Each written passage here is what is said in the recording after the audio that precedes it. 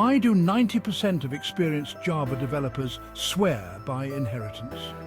Java inheritance lets one class inherit fields and methods from another class. Imagine you have a superclass like animal with common traits. Now, a subclass like dog can inherit those traits and add its own twist.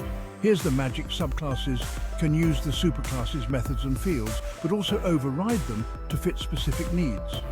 For instance, if animal has a method makeSound, dog can override it to bark instead. Syntax time: simply use.